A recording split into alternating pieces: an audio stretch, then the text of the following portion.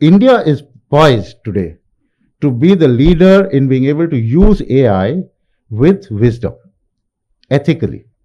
Not the way, just whatever we can do, let's go and do it. Right? And the last point I'd like to make is that this, what it has done, which is now the good, I give you two very good things that will make you feel very good. You'll want to leave now.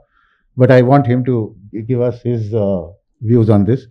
We've moved, this technology has moved us from an age of scarcity to an age of abundance. In the old days, if you didn't have scarcity, you didn't have a business.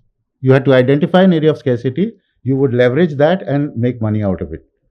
We've moved into abundance, and that you can read in the book. You'll be able to find out the whole thing. And the last point I'd like to make in my speech is that both yoga and AI are very much in our control. They're very simple. Don't get carried, taken in, and don't get carried away. And when we have a chance to discuss it, I can discuss it later on and tell you why I'm saying this. You don't need to learn AI because we all know AI. And you don't need to learn yoga because we all innately know yoga. We know ourselves. Thank you.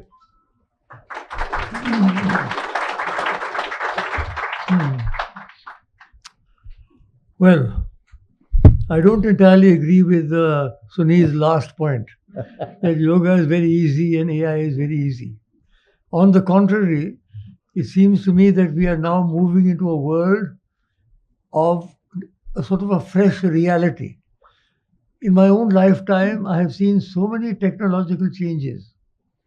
I remember the first thing that really excited us was when the electric typewriter came in. That was something very new, but देखो बिजली पे typewriter चलती. I go back as far as that. He's told you I'm 93. So from at least for 80 years, I've been following whatever technology we had to do in school. But from then onwards, I've been following the technologies. But AI is something which is absolutely fascinating. It seems to me that it is fascinating because nobody knows what it really is and nobody knows where it can actually go. The point I'd like to make about AI before I come to yoga is there's uncertainty.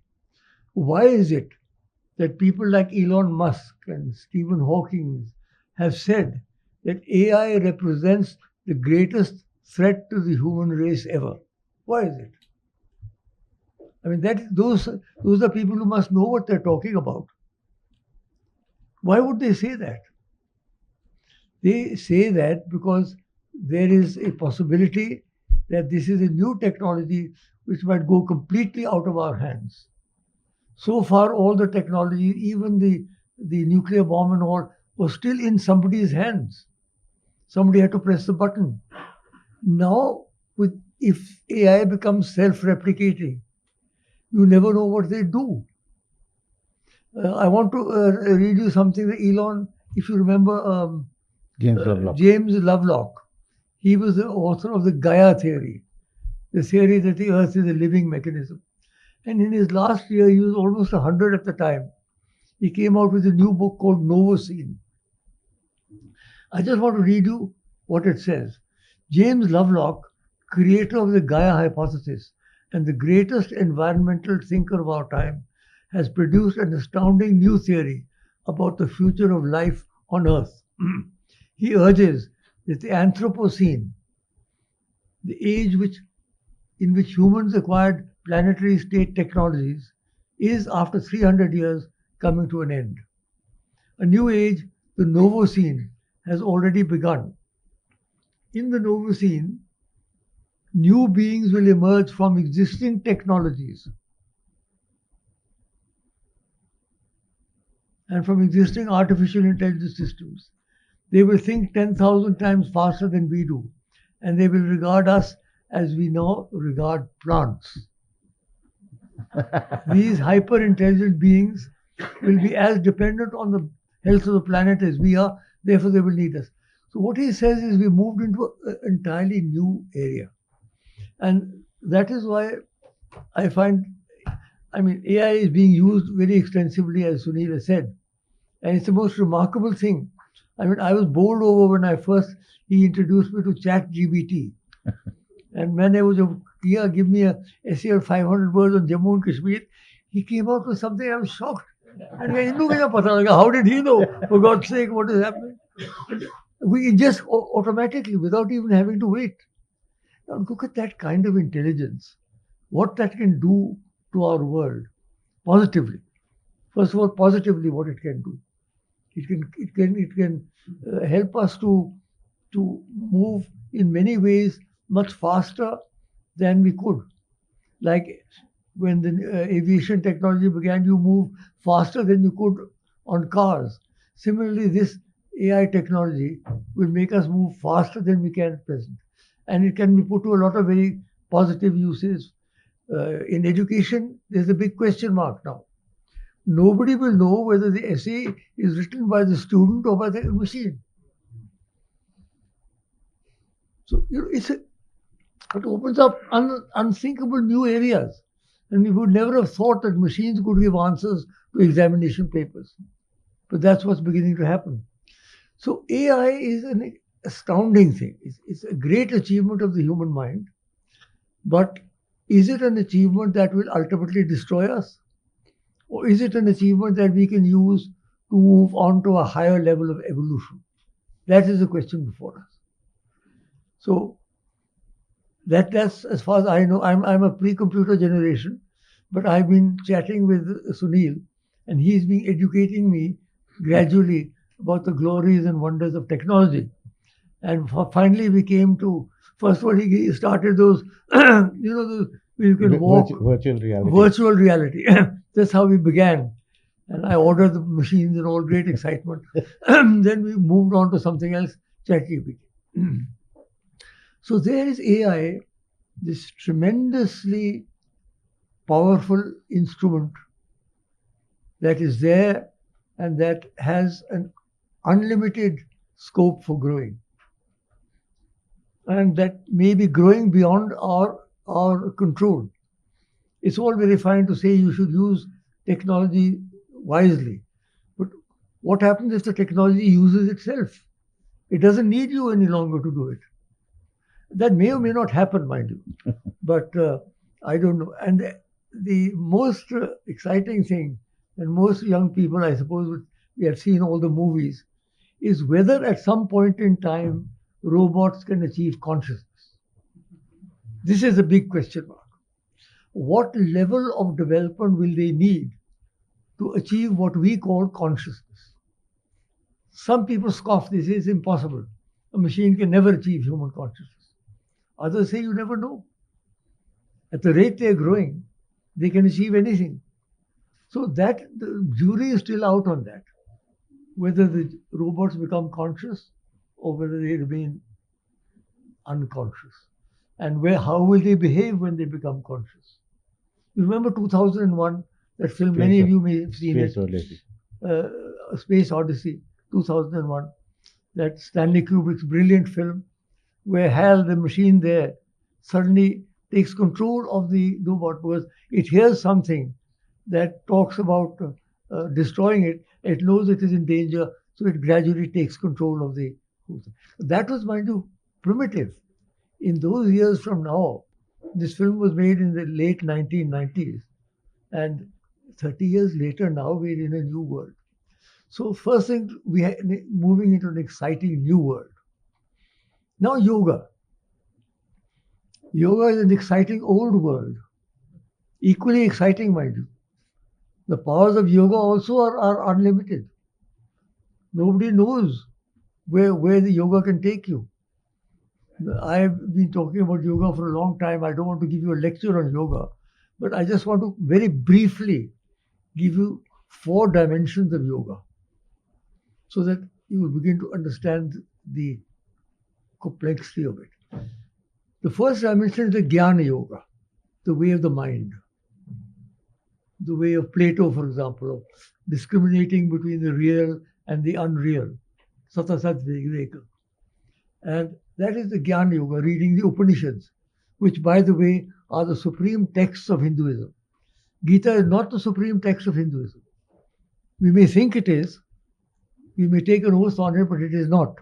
The real supreme texts of Hinduism are the Upanishads. which are far superior and far earlier than the Mahabharata and the Ramayana and all the rest of it. So the Jnana Yoga, reading, meditating, thinking about what is real, what is unreal. Is there any reality behind the changing external world? Because the world is always changing. Samyak samsarati iti samsara. That which constantly changes is samsara. Is there any reality that doesn't change? If so, what is that reality? That's the Jnana Yoga, the way of the mind. The second is the Bhakti Yoga. That is the way of the heart. Unless the heart opens in love and adoration for the divine, you won't move. You cannot fly on one engine only. You've got to fall in love with the divine. Whatever form of the divine you may like. One thing Hinduism doesn't lay down what you must do, what you must not do. You can choose your family deity, you can choose somebody else, you can choose a person, you can choose anybody or anything. But you've got to have your emotions to flow. So many of us keep our emotions bottled up all the time that we don't flow, and therefore we don't move inwardly. We are stuck because we are terrified of letting our emotions go. They're little like AI. God knows where they lead us. That is the Bhakti Yoga. That is why we have such a plethora of gods and goddesses. Human, zoomorphic gods. So it's very interesting that the Bhakti, they give us a lot of options. One thing about Hinduism is you have lots of options. No other religion gives you options. They say, this is it. This is what you must do. That's it. If you don't do it, we'll blow you up or whatever. But we have a lot of options. You can go to the temple, you need not go to the temple.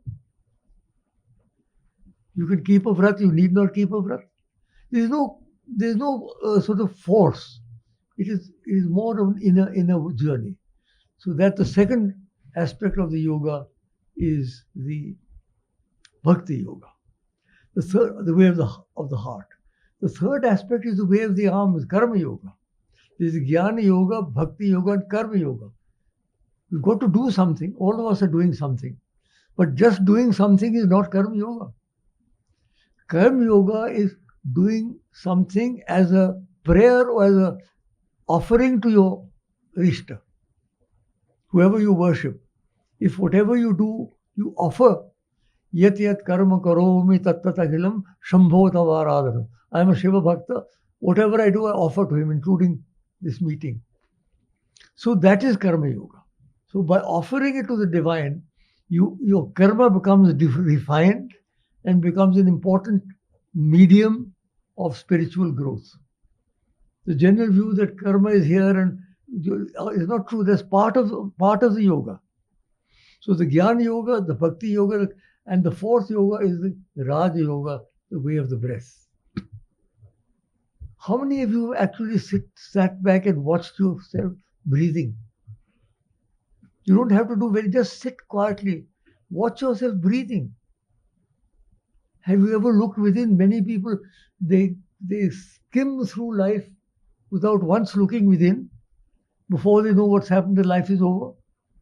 And this miracle that we call life is a miracle. It's a miracle that one can speak and hear and read and understand and talk. From the molecular organisms 2 billion years ago, kahan pahunche ab dekhiye, we've reached a Buddha, we've reached a Gandhi, we've reached a... And so that is the Gyan, that is the way of the breath. That involves Kundalini and a lot of other components. I'm just giving you a very brief lecture. So you're getting 2 lectures for the price for 1. So yoga. So when you look upon yoga in that sense, you may begin to see connections between artificial intelligence and between yoga. Otherwise, no connection. But if you look at it in a deeper sense, if you look at yoga as a methodology of increasing your inner power and AI as a methodology of increasing your outer power, then you can see the connection. And the one important connection I think we must see is that AI is going to create a lot of problems for us. It's going to give us a lot of challenges. In order to be able to meet those challenges, we also need to develop ourselves. For example, if you go to run a marathon, then you got to start practicing and working. Similarly, if we are going to meet this new challenge of AI, so we have to work upon ourselves. Yoga is working upon yourself. AI is in some mysterious way developing on its own. So I think I must congratulate Sunil for having brought the two together. It's a very thoughtful book. We've been discussing it. He has not mentioned that in his speech. We've been discussing it over. He's cut me out in his speech, so I'll put it in. We've been discussing this over 2 years. He comes every Monday to my house and we talk for an hour on these topics. मैंने जबरदस्ती किताब लिखवाई है, मेरा तो नाम नहीं लिया इसने. कमाल है. क्या घोर कलियुग है देखिए आप. आपने परमिशन नहीं दी थी मेरे को. So seriously, I've read this chapter by chapter. I've not read the whole book as it has come together. He kept sending me chapters and then another revision and another revision. मैंने कहा मैं तो अब सब किताब पढ़ूंगा, मेरे से ये chapters नहीं आप पढ़ जाते. किताब देर से In any case, now the book, now I hope to read. I haven't read it yet. Yeah. I've written a foreword to the book, by the way, and it's a fascinating book. His quotations are brilliant. He's chosen every chapter starts with a different quotation from one of the great thinkers of the world, and there are a lot of very positive comments earlier also before you get to the book by a number of people, many of whom I know. So this is a very interesting, very unique book, and I think that it is, in a way, it's a pioneering book, because I have not come across any other book which has actually made an effort to combine the insights of yoga with the miracles of artificial intelligence. And I say one of the reasons is you never know where it will stop, where artificial intelligence will stop. So I think this is an educative book. All of us, particularly my generation, I've read all my life, I've written books and all, but I have not actually read a book that tries to bring together these two great phenomena. Yoga, India's age-old wisdom, and artificial intelligence, the great achievement of the West. In a way, it's an East-West book. It combines the wisdom of the East and the intelligence of the West. How are these going to work together? Can they work together in harmony? His main thesis is we don't have to be terrified. There's a lot of scaremongering going on. आप कोई ऐसे डरने की जरूरत नहीं है. And try and work in harmony. It's a very good point, but not necessarily convincing, because you are never we hope that what he says is true, but we don't know whether it's true or not. We'll find out. आप लोग तो बहुत, you're young, you have many decades ahead of you.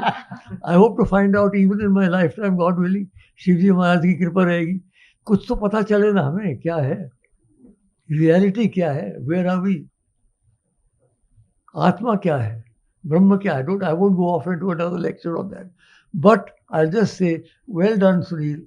Keep it up, and all the best, both for yoga and for AI. Let's hope that they become friendly. Thank you so much, sir. Thank you so much.